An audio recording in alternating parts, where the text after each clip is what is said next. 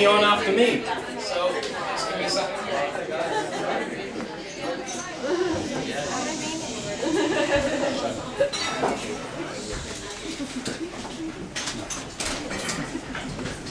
Alright, so I went to, have any of you seen on campus, I don't know, there's a game called Humans vs. Zombies? Yeah. And I went to the first like social meeting of that to see whether I wanted to go or not. And what caught my eye was there was a lot of very attractive young women there.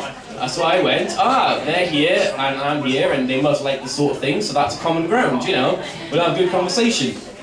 And this one lass was talking to me and she went, oh, most people don't like me because of my politics. And I'd had a couple of drinks, so I went, oh, tell me more about your politics. And she was a massive Tory, and I was not.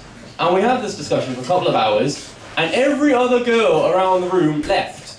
So it was just me and her. So I was like, all right, I'm committed now. Bring out the A game, this is going to happen. And after about an hour and a half of conversation, she goes, well, it's kind of weird because I'm really short. My boyfriend's really tall. I don't want to objectify anybody, but if you have a boyfriend, just tell me, like, in about 5 minutes. Just so I know what angle I'm coming from. Are we going to be friends or not? Because, you know, that's very important. But, considering that she was a Tory, and I don't really think Romeo and Juliet is a good basis for a relationship, I wrote this poem, if it had gone the other way, what might the morning after have been like?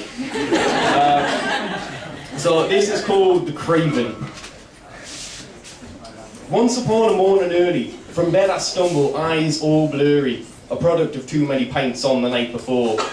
While I yawned and stretched and scorned myself, and checked my pocket for remaining wealth, I heard my door close and attempted stealth. A guest from the night before?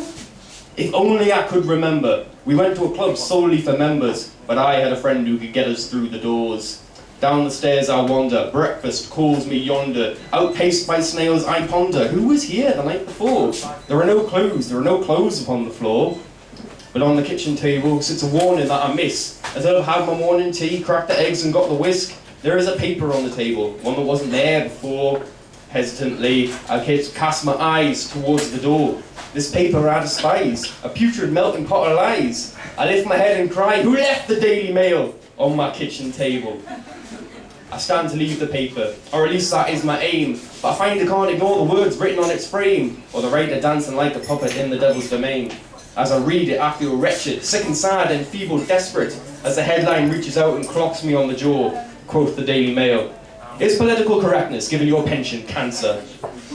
The paper claims asylum seekers are killing sense and decency, that health and safety only serves to help increase obesity, and that lesbians are killing farmers. These are just a sample of their daily dramas. I'll burn that paper in my fire. I just can't take it anymore, quoth the Daily Mail, nevermore.